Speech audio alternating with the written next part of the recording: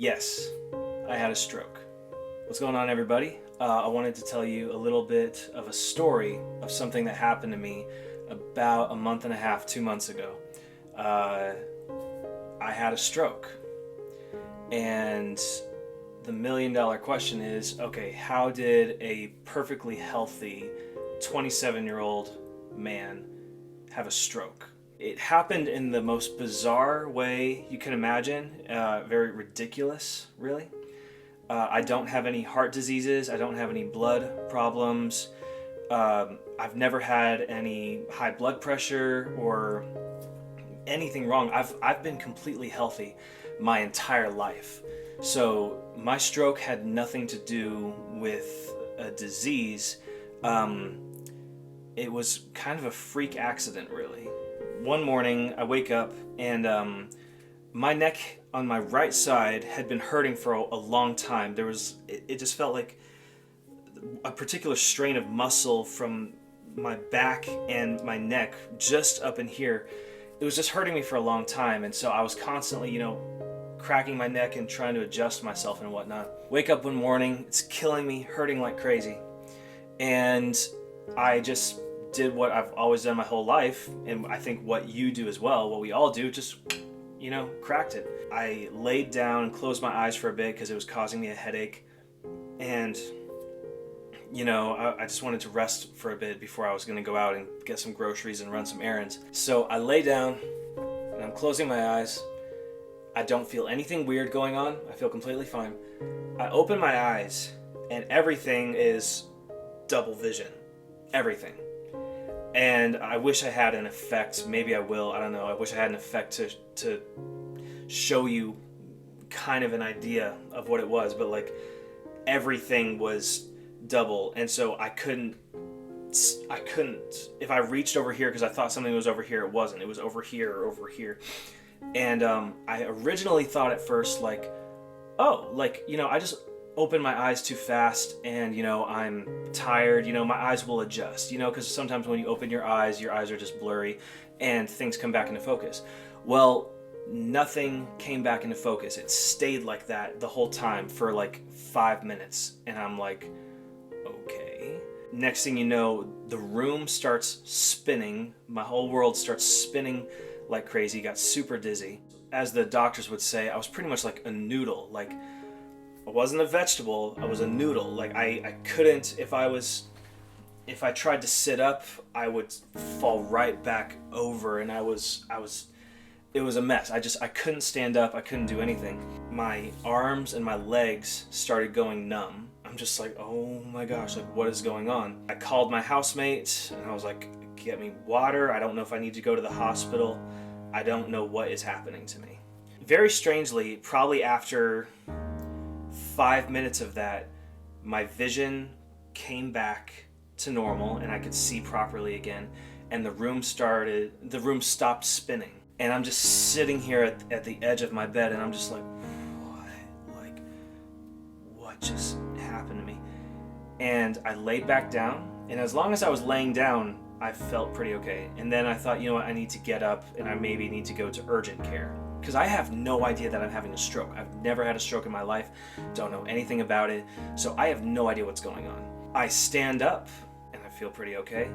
I open the door and I start walking out, and immediately again my arms and my legs go completely numb and I'm about to collapse and fall over. So I catch myself standing at the edge of our counter in our kitchen, and I'm just and I'm starting to lose breath. I can't breathe.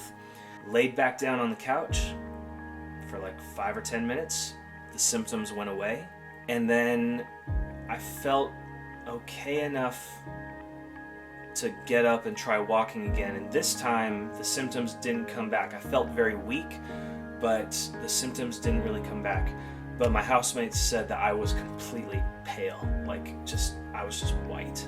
I make it down the stairs because I live on the 3rd floor of an apartment. Make it down the stairs. My housemate drives because there's no way in hell that I'm driving. And we go to urgent care. We get there and it's COVID, so everybody has to stay in their cars, and you can't just walk inside, you have to call. The nurse in there is like, well, it's going to be about a 2-hour wait before we can look at you. And then we told her the symptoms I was having, and she was like, you need to go to the ER right now. Right now. We go to the hospital, to the emergency room, I check in, and I'm okay for about 30 minutes. Really, I'm okay for about 30 minutes, and then I start feeling sick. I start feeling like I'm gonna throw up. I start losing strength in my body, and I start like, I can't sit up straight. I can barely walk. They put me in the wheelchair. My arms and legs start going numb, and I'm freaking out. I have no idea what's happening to me. So I'm just freaking out. I'm breathing heavy, and I'm calling the nurse because I'm like, I think I'm dying. I don't know what's going on with me. And the nurse is kind of cold-hearted a little bit, but she was helpful. And she said, you're hyperventilating. The reason you can't breathe, you're finding it hard to breathe, your arms are and your fingers and hands are going numb and your legs are going numb, is because you're hyperventilating, you're freaking out. You have to breathe, control your breath, control it, take control. So I'm having to be like, because I'm breathing like, you know, and she's just like, breathe, just control it, control your breath. She actually like predicted what was going to happen to me, because she's like, if you don't control your breathing right now, your hands are going to get paralyzed. Your fingers and your hands are going to start like folding in on each other like they're like a cripple. And surely enough, I look down at my hands, and my hands are like literally against my will, going like this. And she's like, look, you see, like, control your breathing, you're hyperventilating, control. Eventually, like 45 minutes later, took a long time. 45 minutes later, they call me, they take me back to the ER, and they're like, okay, get up on the bed. I can't get up. I can barely just keep myself up. I'm sitting in the wheelchair, and I'm like this, and I can't even sit up straight. I can't do anything. With their help, I eventually get on the bed and I lay down, and as long as I'm laying down and I'm not sitting up, I lay down, I'm feeling fine. Everything starts to feel normal again. But the moment I tried to sit up, my head would start feeling weird and going crazy. I would freak out because I'm like, is it happening again? I don't know what's going on with me. I keep throwing up. There aren't any neuroscientists in the hospital at the time, but they bring in this table with a computer and a camera, so it's like a Zoom call. And so the camera turns on, and there's a neurologist on the screen who can see me, and he's sitting at a desk and he's working, and he's asking me questions. He's like, bro, like, okay, what, like, you're having all of these symptoms? And then he says, go get a CAT scan. The nurses roll me back. They take a scan of my head and I guess my neck and a little bit of my torso, whatever. And they roll me back into my room. Maybe about, I don't know, a few minutes later, the neurologist is back on, and he's looking at the scans that they sent him, and he's like, you just had a stroke. From the scan, right about in here somewhere, I had a dissection or an occlusion of a vertebral artery, or a cerebral artery, whatever it is, cerebral artery, vertebral artery, I don't know, one of those two. I had an occlusion in one of these arteries from cracking my neck. I tore it, or I cut into it. I don't know what happened, but I did something to it, and a blood clot formed, and it sent my brain haywire. The neurologist was like, this is very rare, but he didn't seem too shocked. He was like, you know what, this has happened before. We know about this kind of stuff happening. It's happened before, but it's extremely rare. So I just got unlucky. I guess it was a mild stroke.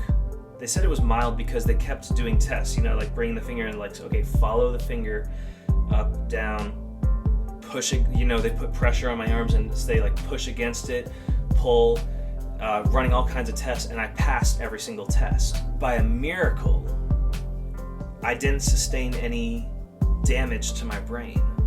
I injured it, but I didn't damage it in any way that I had lost any control of anything. I can still move, I can feel, I can speak, I have all of my memories, I can see. It really is incredible. Like, most people, when they have strokes, they lose something. You lose some kind of function, or there's something chronic that you have to carry the rest of your life because it damages part of your brain. And by a miracle, thank God, my brain is fully functional. So they put me on blood thinners, and they kept me overnight. They did an echo of my heart, and my heart is completely healthy and fine. No other problems, no other diseases. So yeah, it was very strange. It was just a freak accident of a situation. They discharged me the next day. They put me on prescriptions, aspirin, and this blood thinner called clopidogrel. And then I went to stay with my grandma and grandpa for a long time, probably a month or longer. I couldn't afford to be alone. I've learned that when you're sick, or you're feeling ill, or you feel like you're dying, you feel like something bad is happening to you, nothing is worse than being alone. There's nothing more terrifying than feeling like something terrible is about to happen to you, or is happening to you, and there's nobody there to hold your hand or to help you. It is a terrible, terrible, terrible feeling to be alone. It was rough for like the first month, and even sometimes still rough, because every single night and every day, my head is feeling weird. I'm feeling this pressure. I'm feeling like there's movement happening in my brain. I'm feeling all this stuff, and so I'm constantly anxious because I'm constantly worried, like, am I having another stroke? Oh no, is there something bad happening again to me? Like, what's going on? Besides having the stroke, the worst feeling is just constantly being on edge. Constantly being on edge. Like, all of a sudden now, any little thing, if I felt a little headache, if I felt pain in my teeth, like because of a cavity, or my wisdom teeth are pushing in, crowding, or if I even, guys, stuff that even isn't related with my brain, if I had a little stomach ache or whatever else, I immediately was just like, oh no, I'm having another stroke, or something bad is happening, constantly on edge, constantly stressed, constantly anxious. It is no fun at all. I've had to learn to control that, learn to control my anxiety, learn to control my thoughts, because your brain talks to you. Your mind talks to you and plays tricks on you, and you think the worst a lot of times. I was having anxiety, and anxiety isn't just a feeling, but anxiety, if you let it take over, can literally cause you to be physically sick. It can make you feel sick. There were times, even recently, I was having such massive anxiety, and I was feeling sharp pain right here where my heart is, and I honestly thought I was having a heart attack. I was like, okay, I'm gonna die. This is, something bad's gonna happen. Even, like, stupid things, again, like, I crack my back, I go for a run, and I crack my back, and all of a sudden my back's in pain, and it needs to just be iced, and just needs to be rested. But my brain tells me, like, oh, you just cracked your back, and you just punctured an organ or something, and you're bleeding internally, and you're gonna die in about 10 minutes or something. I don't know if that is medically accurate, that's just what my brain says. So you're constantly stressed, you're constantly anxious. So thankfully, I'm so glad that I've had my mom, I've had my grandparents, and my neurologist to guide me through those things and help me through those. I've been reminded many times, like, Nathan, I know you're scared you're gonna have another stroke. I know you're scared of other health problems now because you've just had this traumatic thing happen, and now you think, like, just anything that feels weird in your body, you automatically think like something just as bad as the stroke is about to happen. It's been encouraging, especially from my mom, when my mom is like, Nate, you're 27 years old, you are completely healthy, you have a healthy heart, you have healthy organs, your brain is completely, fully functional. The stroke didn't damage your brain in any way. You're completely healthy. It's the anxiety and your mind running all the time, telling you all these things. That is what's messing you up. You need to learn to control this thing. Control these thoughts. You are the master, not your anxiety. My neurologist was very encouraging as well, because when I told him how I was feeling weird and I was anxious and I get tired sometimes and I feel just lightheaded, he wasn't fazed a bit. He was like, that's normal. That's fine. Your brain has been injured. You injured your brain. And the brain, just like anything, takes time to heal. It's got to regenerate. It's got to create new neural pathways. It's got to fix itself, and it takes time. So yeah, like, unlike a cut, your brain is the control center of your entire body.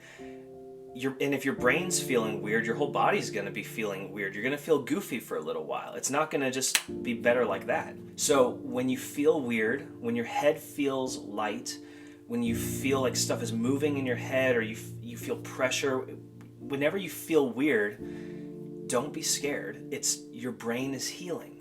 You're okay. I believe I've grown stronger from it.